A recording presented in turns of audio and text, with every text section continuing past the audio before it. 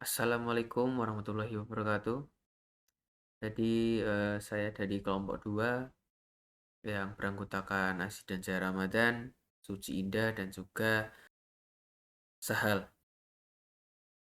yang akan menjelaskan tentang DM atau diabetes mellitus. Diabetes mellitus adalah penyakit kronis yang ditandai oleh kadar gula darah atau glukosa yang tinggi akibat gangguan pada proses metabolisme tubuh. Diabetes mellitus terjadi ketika tubuh tidak dapat memproduksi cukup insulin atau tidak dapat menggunakan insulin secara efektif. Insulin adalah hormon yang membantu mengatur kadar gula dalam darah. Jenis-jenis diabetes mellitus yang pertama adalah diabetes mellitus tipe 1. Disebabkan oleh kerusakan sel beta pankreas yang memproduksi insulin. Biasanya muncul pada usia muda, anak-anak sampai remaja. Memerlukan terapi insulin seumur hidup. Untuk faktor risikonya yaitu genetik dan autoimun. Yang kedua yaitu diabetes mellitus tipe 2.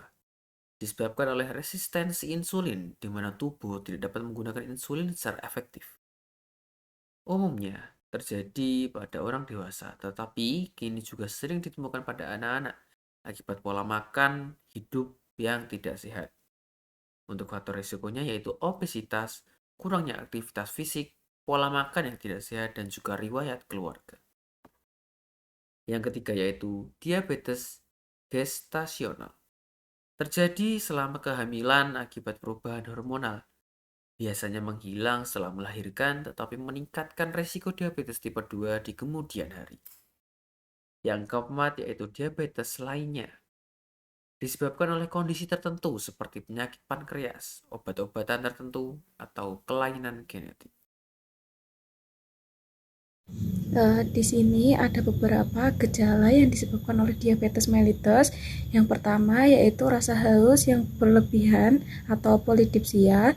Yang kedua ada sering buang air kecil atau poliuria.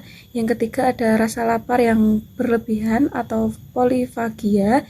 Yang keempat ada penurunan berat badan yang tanpa sebab. Yang kelima ada kelelahan. Yang keenam ada luka sulit sembuh. Dan yang terakhir ada perlihatan kabur.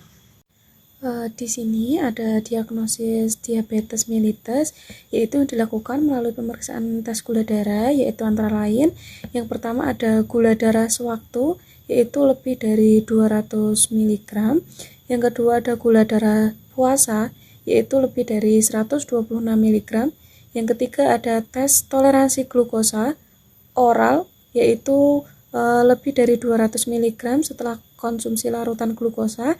Yang keempat ada HbA1c, yaitu lebih dari 6,5%. Selanjutnya ada faktor risiko yang disebabkan oleh diabetes mellitus. Yang pertama ada faktor keturunan, yang kedua ada obesitas, yang ketiga ada kekurangnya aktivitas fisik, yang keempat usia lebih dari 45 tahun, yang kelima ada hipertensi atau kadar kolesterol tinggi, yang keenam ada pola makan tinggi gula dan lemak. Oke, selanjutnya mengenai pencegahan diabetes. Di sini ada beberapa untuk mencegah diabetes. Yang pertama, pola makan sehat. Di sini meliputi konsumsi makanan bergizi seimbang, rendah gula dan tinggi serat. Yang kedua adalah aktivitas fisik, meliputi olahraga minimal 150 menit atau per minggunya. Yang ketiga menjaga berat badan ideal, terus rutin memeriksa kadar gula darah, menghindari rokok dan alkohol berlebihan. Untuk pengobatan diabetes sendiri, ini kan diabetes ada tipe 1, tipe 2. Diabetes tipe 1 menggunakan terapi insulin atau pemantauan gula darah rutin. Untuk diabetes tipe 2, perubahan gaya hidup atau diet dan olahraga. Obat anti diabetes oral seperti metformin. Di sini juga kadang memerlukan insulin pada kasus tertentu. Untuk yang ketiga, diabetes gestasional, yaitu pengaturan pola makan dan aktivitas fisik. Pemantauan gula darah ketat, kadang diperlukan insulin. Komplikasi diabetes jika Jika tidak terkontrol, diabetes dapat menyebabkan 1. Nyeri akut, 2. Nyeri kronis. Di sini nyeri akut bisa hipoglikemia, juga gula darah rendah atau ketoasidosis diabetik. Untuk nyeri kronis di sini penyakit kardiovaskuler, serangan jantung atau stroke. Kerusakan ginjal, nefropati diabetik. Kerusakan saraf, neuropati atau gangguan penglihatan, retinopati diabetik.